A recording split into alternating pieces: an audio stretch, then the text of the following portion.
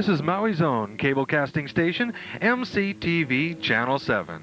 Tonight we have a very special guest in our studios, actor-artist James Warren. And he'll be showing us one of his fine films, Bad Man's Territory, with Randolph Scott and good old Gabby Hayes. We'll meet James Warren in just a moment after these messages. The Organ Grinder on Front Street is one of Lahaina's favorite restaurants. The Organ Grinder is blessed with a magnificent view of Lanai, Lahaina Roadstead, and a bird's eye view of Front Street. Relax in the peaceful setting of the Organ Grinder and enjoy any one of the outstanding entrees on the Organ Grinder's verbal menu. For great cocktails, magnificent views, and superb food, visit the Organ Grinder restaurant in Lahaina.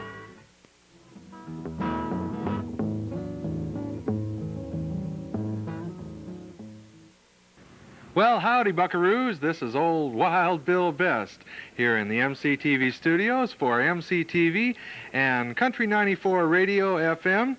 And we're pleased and proud indeed to have with us in our studios actor and now artist James Warren. It's good to have you in our studios today. Well, thank you, Bill. It's a pleasure being here.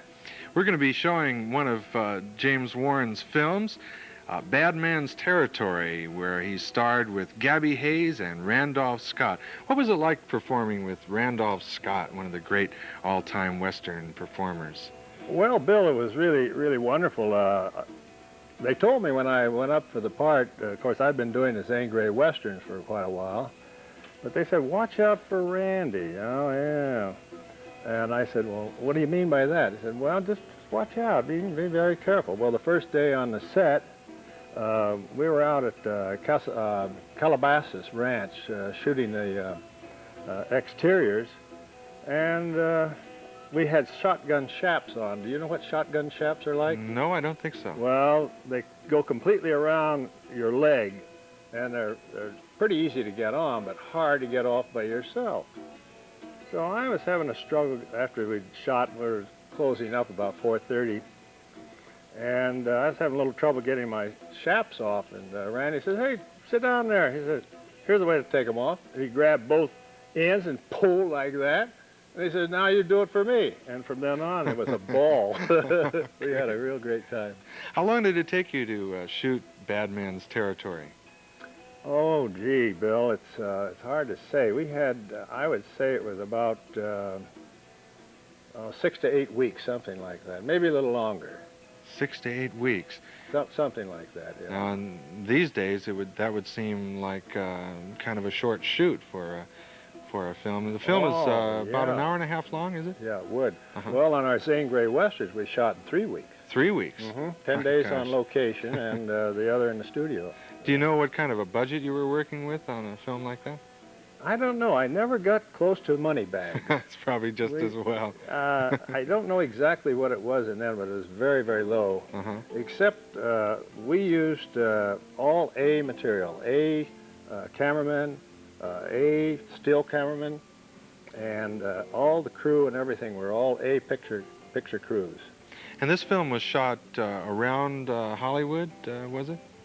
Well, this was shot at the at RKO, and the RKO Ranch, which was out in the valley, San Fernando Valley, which is now all full of condominiums and what have you. It's all gone.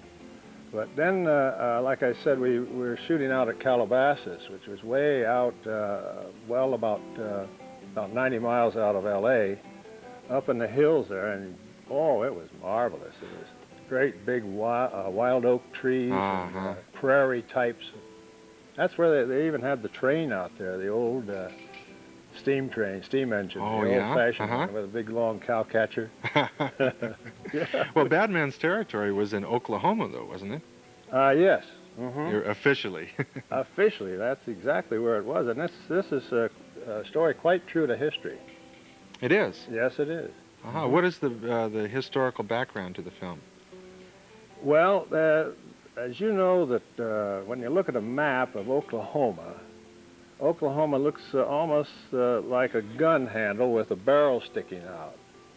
And as I recall, the part that was looked like the barrel of the gun. That was had not been annexed yet to Oklahoma, and that was called Bad Man's Territory. So that all the Jesse James and all the thieves and all the bad guys could end up there and not be prosecuted.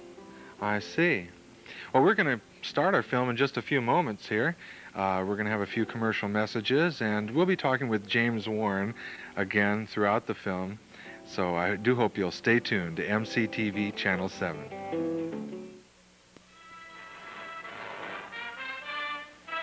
And now, Randolph Scott, James Warren, and Gabby Hayes in Bad Man's Territory.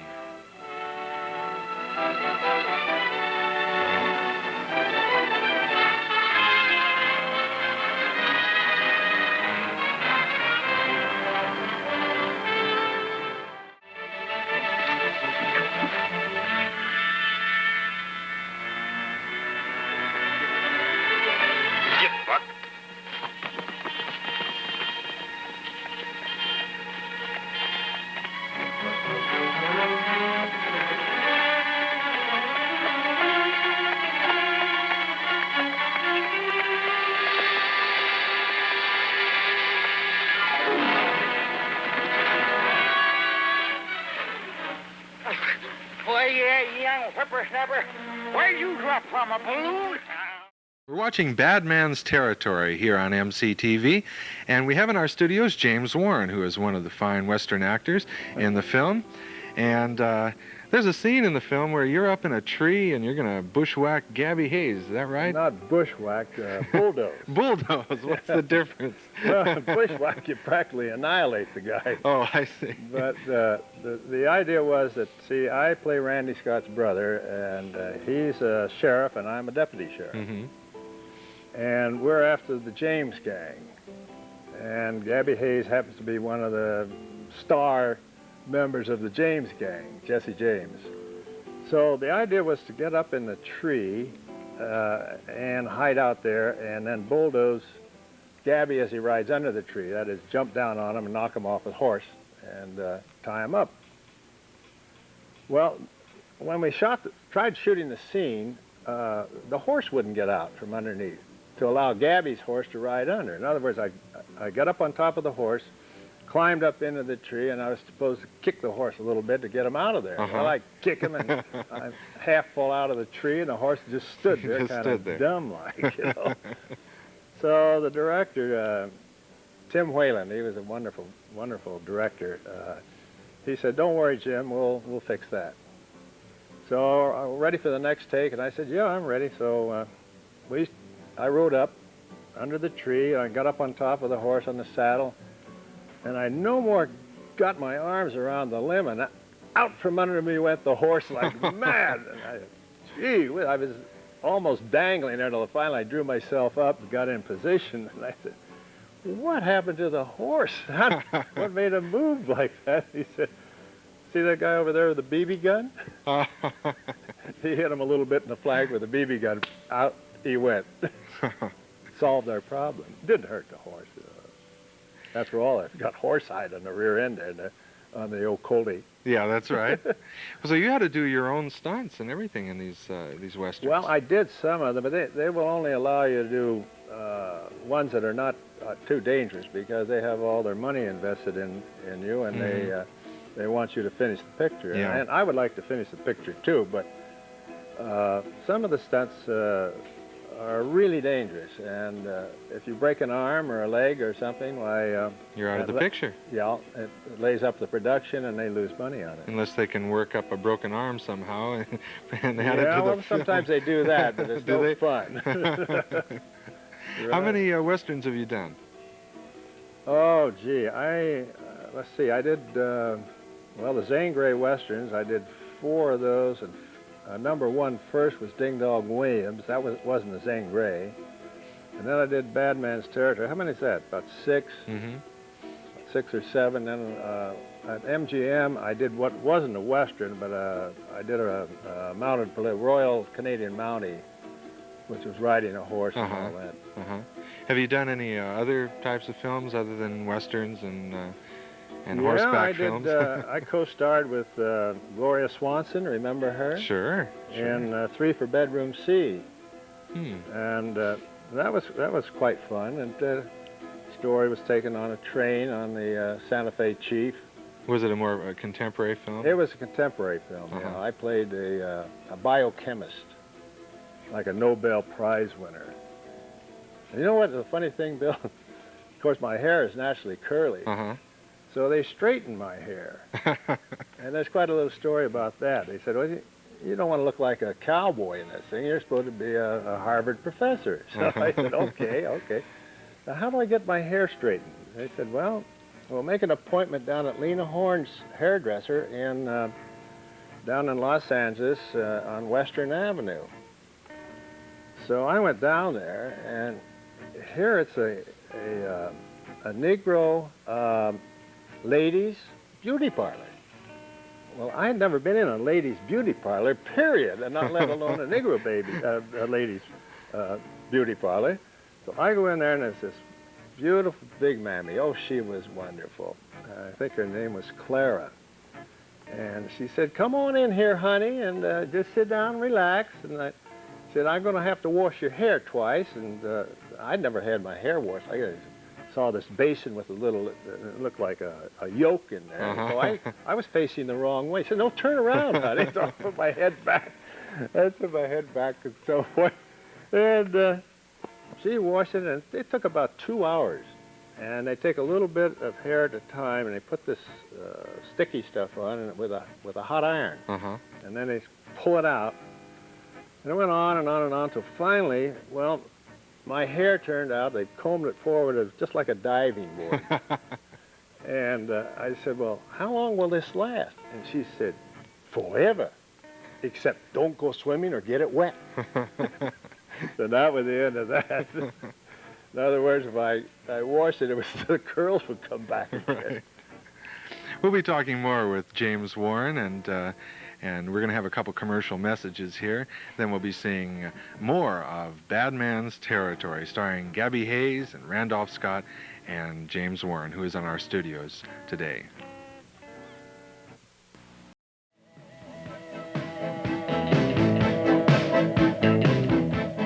You're watching MCTV, Maui's own video cable casting station.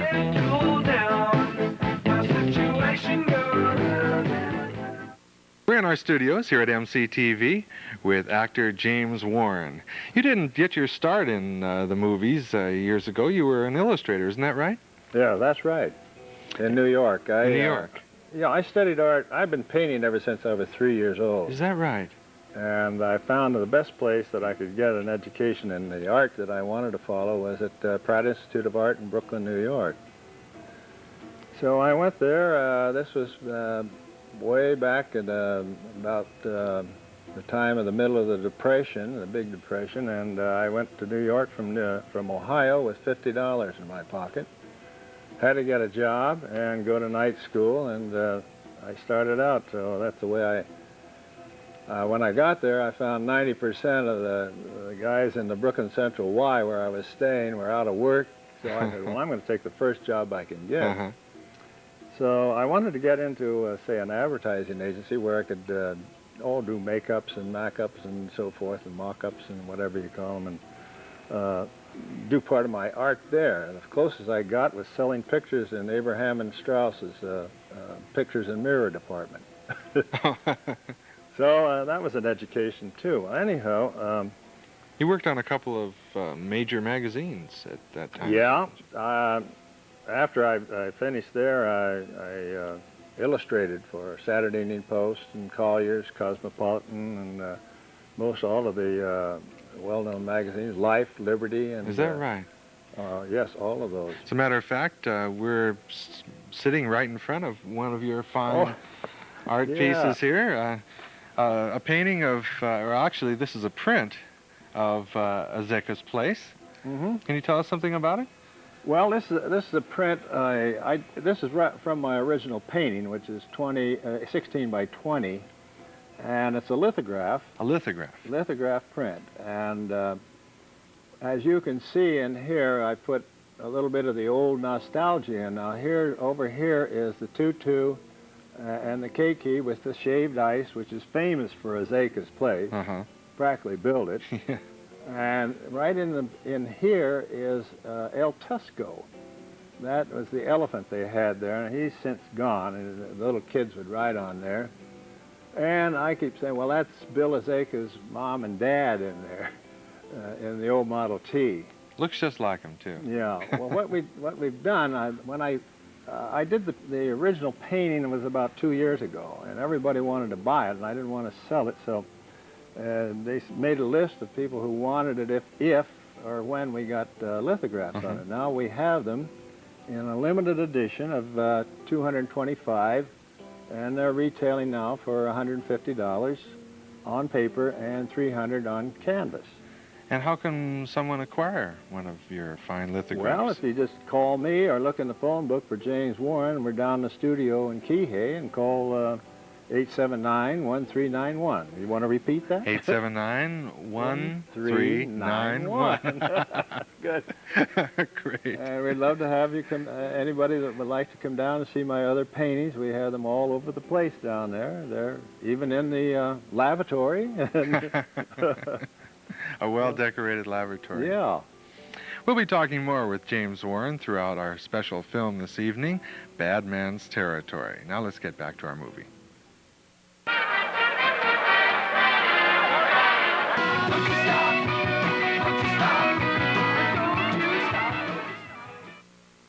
The Organ Grinder on Front Street is one of Lahaina's favorite restaurants.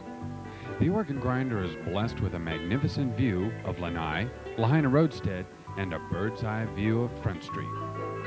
Relax in the peaceful setting of the Organ Grinder and enjoy any one of the outstanding entrees on the Organ Grinder's verbal menu. For great cocktails, magnificent views, and superb food, visit the Organ Grinder restaurant in Lahaina. We're watching Bad Man's Territory with good old Gabby Hayes and Randolph Scott and James Warren, who's in our studio. Did you have your own horse that you would ride throughout all of your Western films? No, I wish I had, but these horses are well, like a breed of their own. They're trained especially for motion pictures. And to ride your own horse, well, I've had these different horses that they wouldn't know what a camera was like, or would shy and do the wrong things at the right time and all that. Let me tell you, Bill, I had an experience. I hadn't been on a horse in 15 years when I came out from New York, although I was born and brought up in Marietta, Ohio, where I rode ever since I was a little tyke, and I loved it. I just loved horses, but being in New York City and all that. So when I got to California, I always wanted to do Westerns, and I was under contract to MGM, but I didn't get any Westerns there until I got to RKO.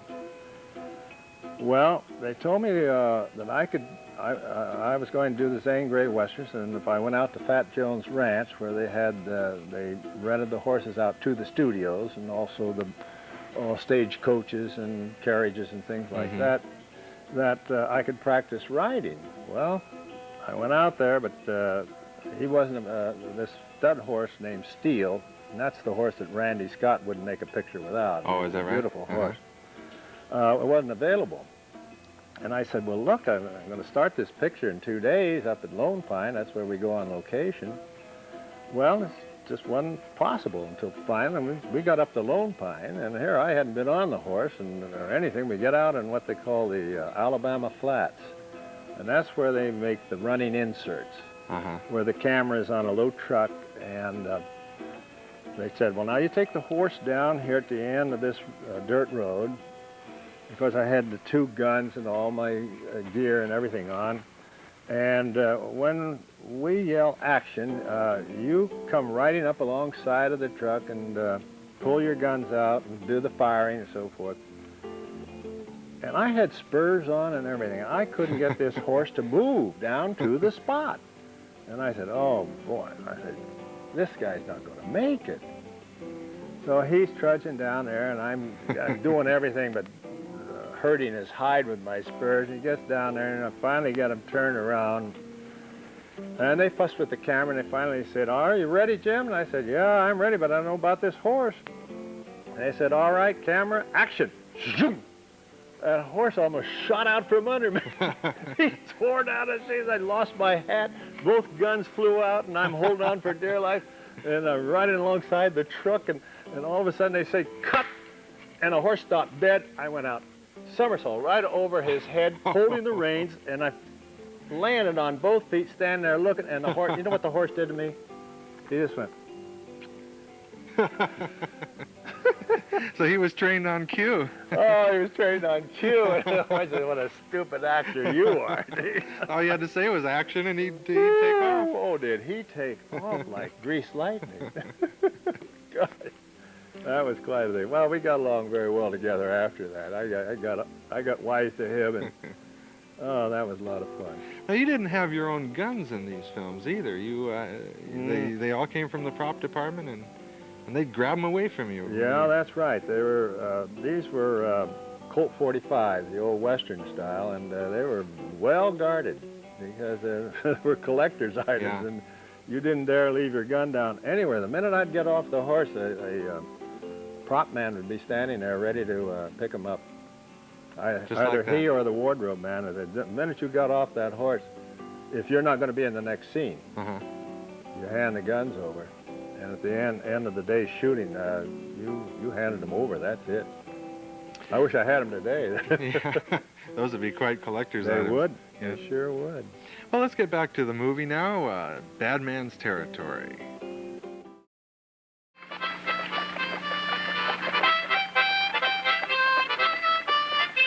Darling. Huh? You're a little mite off key.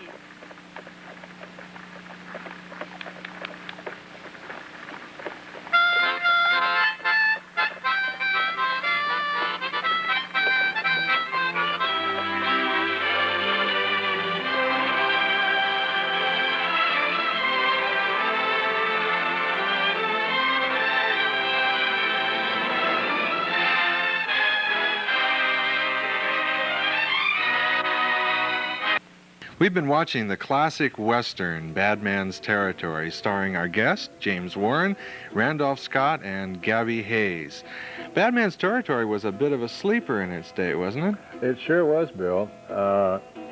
It was well written and well produced, and actually it kept the studio running for about 3 years. It was a sleeper.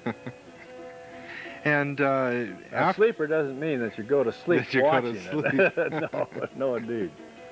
have you done any films or television recently or in the last 5 or 6 years? No, Bill, I haven't really, because I've devoted most of my time to my painting, as you can see back here at Zaker's Place. That's right. And I hope you'll tell your viewers that if they ever like to get down to see my paintings, just give us a call down in Kihei, 879-1391. 879-1391. And you can get a hold of James Warren if you'd like a copy of the fine lithograph of Zaker's Place. Well, Mr. Warren, it's been really a pleasure having you in our studios, and I do hope you'll come back again, maybe bring another one of your films someday. Well, Bill, thank you so much for having me. It's been a pleasure. For MCTV and Country 94 FM, this is Bill Best here in our studios.